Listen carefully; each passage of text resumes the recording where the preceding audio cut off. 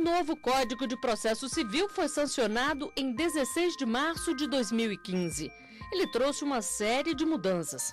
Entre elas, a criação de novos mecanismos para a busca de conciliação entre as partes, a simplificação da defesa dos réus, a modificação na contagem de prazo para as partes, criação de uma ordem de julgamento dos processos, redução do número de recursos e unificação dos prazos recursais, além de alteração das regras referentes aos honorários advocatícios.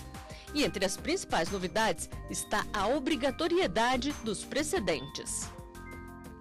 O programa Reflexões de hoje vai tratar do tema das mudanças promovidas pelo novo Código de Processo Civil.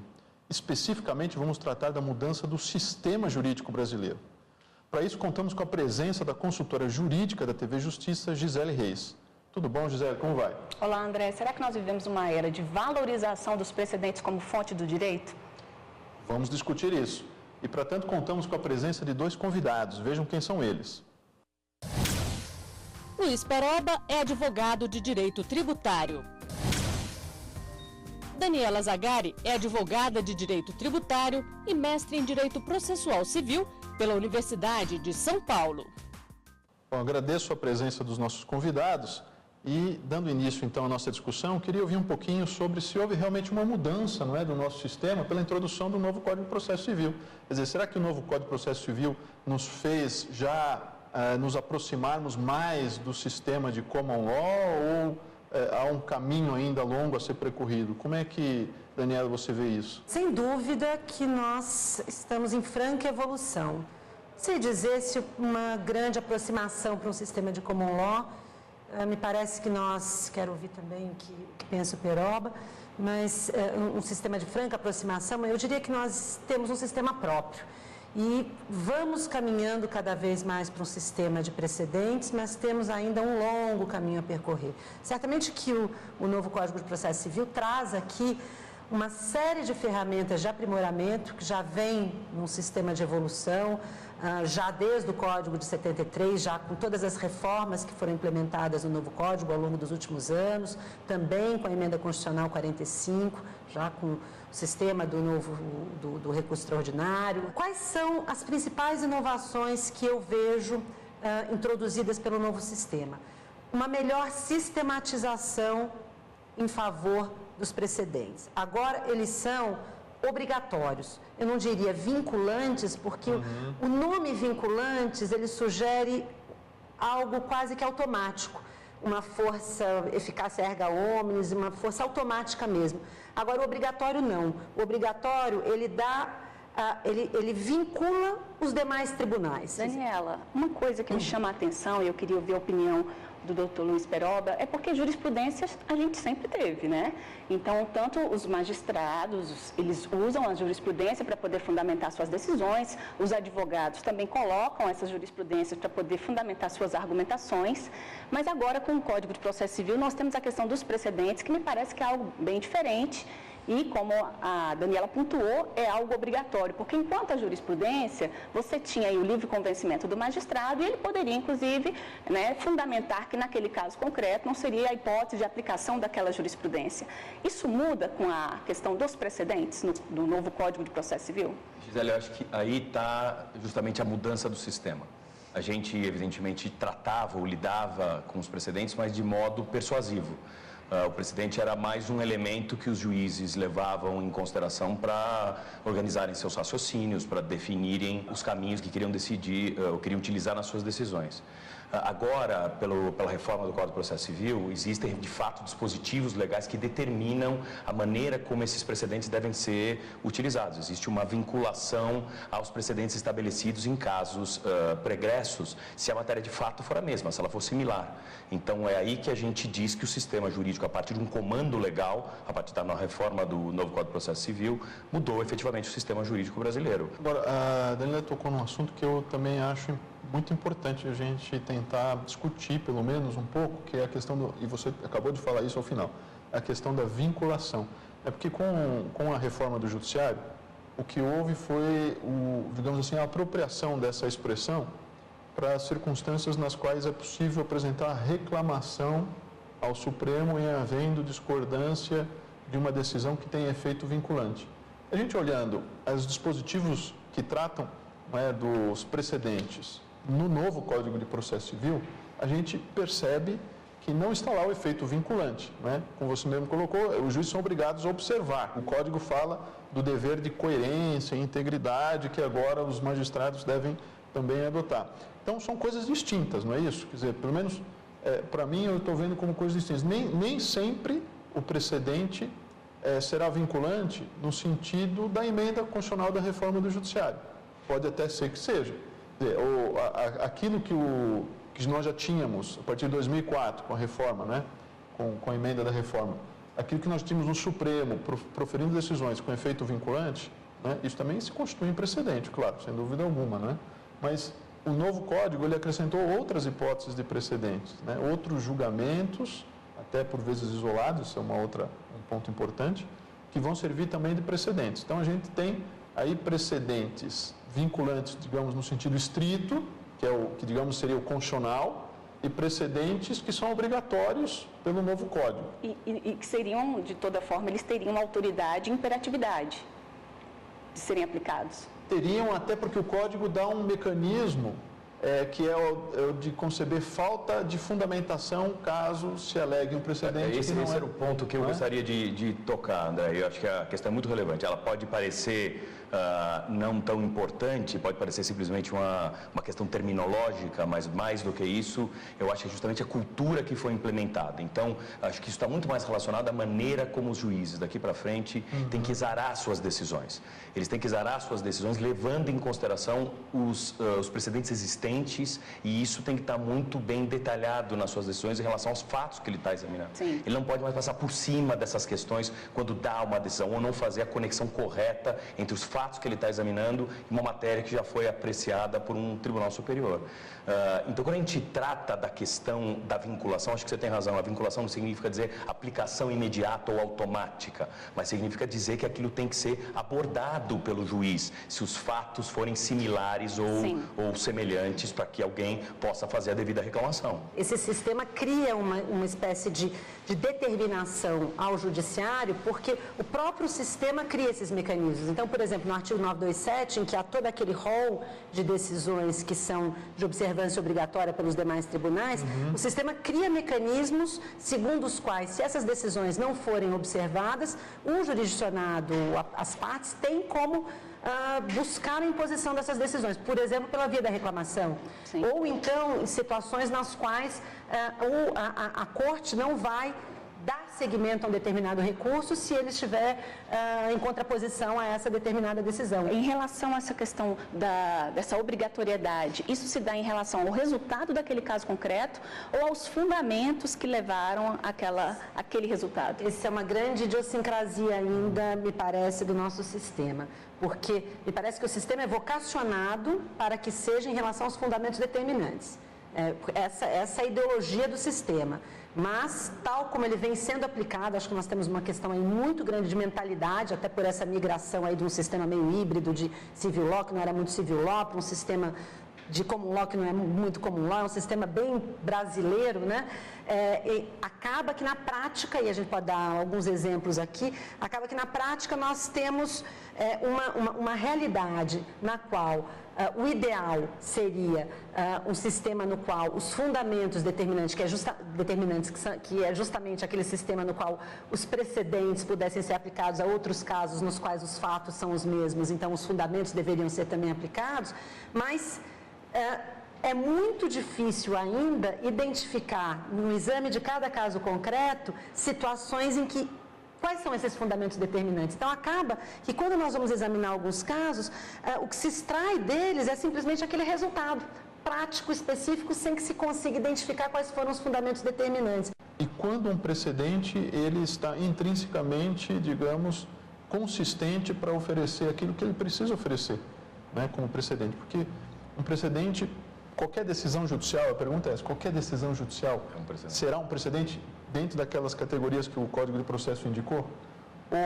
Ou a gente pode dizer que em algumas circunstâncias nós não encontramos um verdadeiro precedente, né? A gente sabe que é preciso, por exemplo, no sistema de common law, né, o raciocínio são indutivos, né? A partir do julgamento se constrói a regra que norteou não é, para que essa regra possa vir a ser novamente aplicada numa situação fática semelhante, né? Aqui o modelo é um pouquinho diferente, de fato, como vocês colocaram.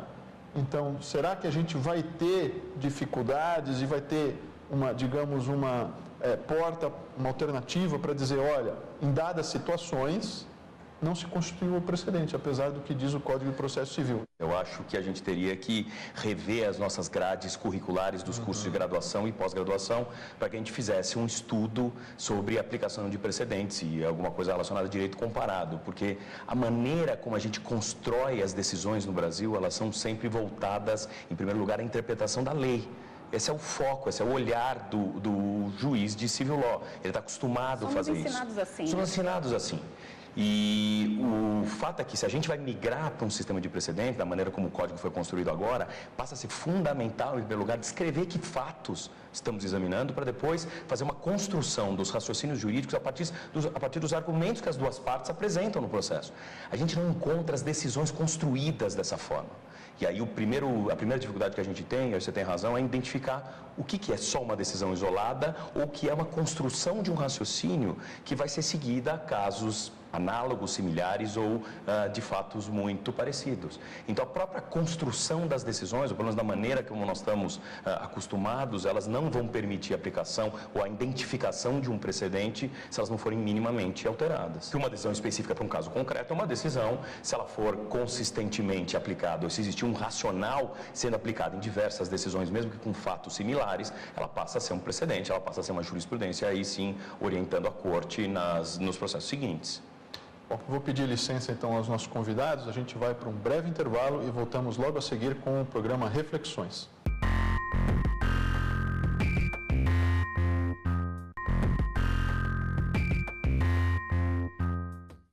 O programa Reflexões está de volta. Hoje estamos debatendo o tema da era do processo vinculante. E vamos dar sequência então àquela nossa discussão sobre se de fato é necessária alguma mudança adicional, seja no sistema educacional, seja no sistema decisório, não é mesmo? Me parece que uma mudança é essencial. O paradigma mudou e uma mudança é muito importante mesmo. O que nós temos hoje, se nós queremos seguir por um caminho de criação de precedentes que sejam obrigatórios e que moldem comportamentos, que nós precisamos também que a técnica de julgamento, a técnica das decisões e de como elas são proferidas também se aperfeiçoe. O que nós temos hoje, nós vemos isso todos os dias, são acórdãos, muitas vezes, em que o resultado do julgamento, a parte dispositiva, aquele comando vinculante, num determinado sentido, por maioria de votos e às vezes até unânime.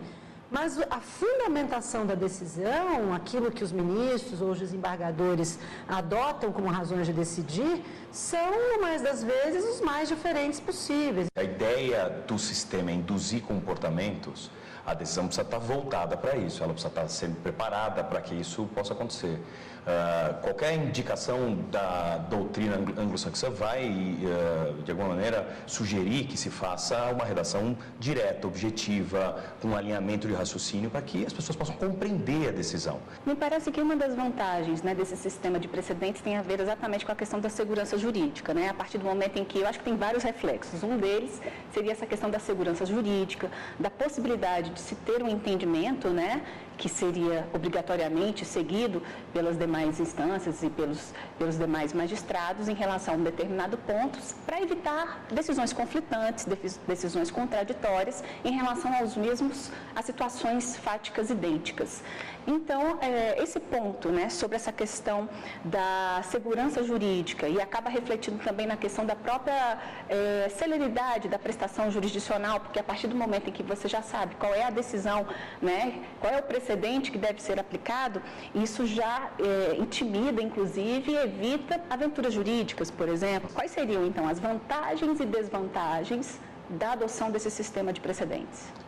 Gisele, eu consigo imaginar duas coisas, sendo que a primeira é que a gente normalmente se preocupa no Brasil, que é reduzir a carga de processos que assola hoje em dia o judiciário. Essa é a primeira reação do brasileiro por uma questão como essa. Vamos aprovar um mecanismo para reduzir a quantidade de processos que a gente tem no judiciário, sendo que a maior preocupação, e acho que esse é o motivo pelo qual esse sistema foi criado, é justamente oferecer segurança jurídica e previsibilidade. Evidentemente, isso tem uma aplicação muito importante para o empresariado de maneira geral, que organiza seus negócios no país e gosta de entender qual o caminho das decisões e qual o caminho que os tribunais vão dar para as determinadas matérias. Mas se aplica ao cidadão comum da mesma forma. Se a gente pudesse reduzir de 10, 12, 15 anos para 3 anos uma prestação jurisdicional definitiva, esse seria talvez um sistema que entregasse justiça e uma justiça que seria sentida na prática pelos cidadãos. Seria um impacto muito importante e socialmente relevante, de fato. Por isso que ele acaba sendo sempre perseguido, né? Eu acho que, como você colocou, quando veio o novo código, né, era de fato uma das principais metas a redução do número de processos. E a outra questão, que é da segurança, antes de passar a palavra à Daniela para ouvi-la, né, eu só queria fazer essa ponderação. Justamente a segurança fica comprometida quando nós não temos um modelo de decisão adequado ao sistema de precedentes, né? Então, quando, por exemplo, nós já tínhamos esse problema desde o controle de constitucionalidade no Brasil, quando você permite que, por exemplo, o Supremo Tribunal Federal, mas também tribunais como tribunais de justiça, né, declarem a inconstitucionalidade abstrata de leis por maioria de votos, mesmo que os magistrados discordem totalmente na fundamentação. Então, alguns magistrados, por exemplo, podem dizer a lei é inconstitucional por vício de forma, outros por vício de conteúdo porque viola a igualdade, outros por vício de conteúdo porque viola a privacidade. Então, pode ter uma total divergência contra os fundamentos, mas todos, ao final, declarando a inconstitucionalidade. Isso funciona quando a decisão ela é individual e não vai servir para pautar o direito brasileiro, né? Mas ela não funciona, no meu modo de ver, já não funcionava no controle de constitucionalidade, quando é uma decisão que tem que pautar leis e agora tem que pautar o restante do Poder Judiciário. Não é isso, Daniela? Uma das minhas preocupações, e pegando o gancho do que o Peroba disse, no que você disse, é essa coisa de se tentar o amálgama entre segurança e celeridade, que isso pode criar... A emenda sai pior que o soneto, né? A sabedoria está no meio termo, porque quando se tenta construir um sistema voltado à celeridade, claro que eficiência na prestação jurisdicional é essencial, mas fazer isso à custa da boa prestação jurisdicional, à custa do mau sistema de precedentes, é muito mais grave, porque isso é um desserviço à justiça. Então, eu tenho essa preocupação em também não se formar o precedente da maneira como ele deve ser formado, como nós estamos falando até agora, sempre a pretexto de se acelerar o trâmite da máquina jurisdicional, da máquina jurídica. Se eu julguei 1000 casos achando que estava, de alguma maneira, induzindo comportamentos de maneira muito mais uniforme, eu estava provocando mais litigiosidade. Na verdade, Peroba, não existe decisão nessa circunstância. De verdade, não há decisão. Não há uma decisão, né? Exatamente. Você tem digamos assim, uma grande divergência e, ao final, se encerra um processo com uma pauta que a gente não pode dizer que é efetivamente existe um arquivamento no processo. Um modelo para ser seguido pela magistratura, né? É um somatório de decisões individuais que, na verdade, não reflete o pensamento da coletividade, do colegiado. Existe um estigma dos tribunais de segundo grau, no sentido de que com o novo código, já no modelo que já vem vindo nos últimos anos, de que com essa sistemática dos repetitivos e com essa ideia dos precedentes, que eles deixariam de exercer uma função efetivamente julgadora nesse modelo das causas mais massificadas. Eu, particularmente, penso que é exatamente o oposto. Justamente porque é necessário que eles exerçam essa função de fiscalização da adequação dos fatos, da adequação efetiva da existência do precedente realmente dissecar, para fazer a distinção, para identificar se realmente o caso foi julgado à luz daqueles fatos, se houve o fundamento determinante, a fundamentação suficiente para identificar se realmente existe um precedente, a função dos tribunais é essencial. Mas a gente não vê nos tribunais de segunda instância ainda essa ideia ou esse conceito bem difundido. Eles estão hoje em dia aplicando simplesmente, automaticamente, um precedente que foi definido nessas condições que a gente acabou de discutir, que é justamente uma não decisão. E aí isso gera novos litígios, ninguém se conforma com a decisão dada e continua brigando, tentando chegar aos tribunais superiores novamente. Necessariamente é preciso formular a tese para que se tenha essa questão dos precedentes? É preciso ter uma tese? Para o precedente, sim, né? No precedente como ele deve ser idealmente criado ali no sistema do Código, sim. O próprio Código indica que é necessário, a partir da definição dos fatos e dos argumentos da parte, que se defina uma tese para que ela seja, acho que de compreensão do cidadão. Objetivamente, né? Bem... Agora, André, um ponto interessante é que nós estamos aqui debatendo as dificuldades para se ter um precedente, né? Qual caso avaliar, quais são os fundamentos que levaram àquela decisão. E para poder... Então, nós já temos um problema de definição dos precedentes.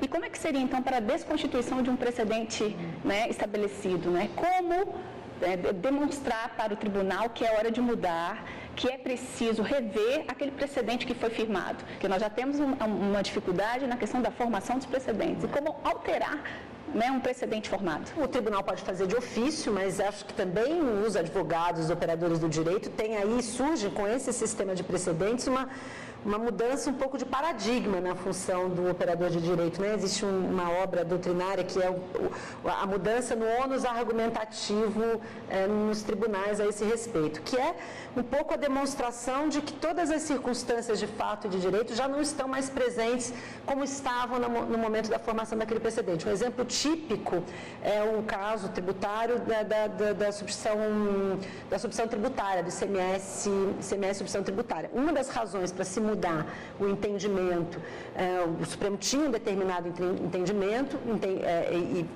que prevaleceu durante muitos anos, no sentido de que o fato gerador do ICMS na substituição tributária era definitivo, modificou esse entendimento, né, recentemente, e uma das razões, se não uma das principais razões para modificar esse entendimento, foi o de que aquilo que justificou o primeiro entendimento era muito voltado à falta de aparato das administrações estaduais para se trabalhar de uma outra maneira. Então, o fato gerador definitivo se justificava porque as administrações estaduais não tinham um aparato fiscalizatório a ponto de se concentrar toda a tributação só no substituto tributário. Então, depois se modificou e num determinado, modificou-se um momento histórico e o correto, de acordo com o ponto de vista constitucional, seria manter o sistema da não cumulatividade normal. Mas tudo para dizer o seguinte, de fato, se modificou a jurisprudência da Corte com base na modificação do próprio momento histórico de se entender que hoje as administrações estaduais já estão num momento muito mais evoluído, com muito mais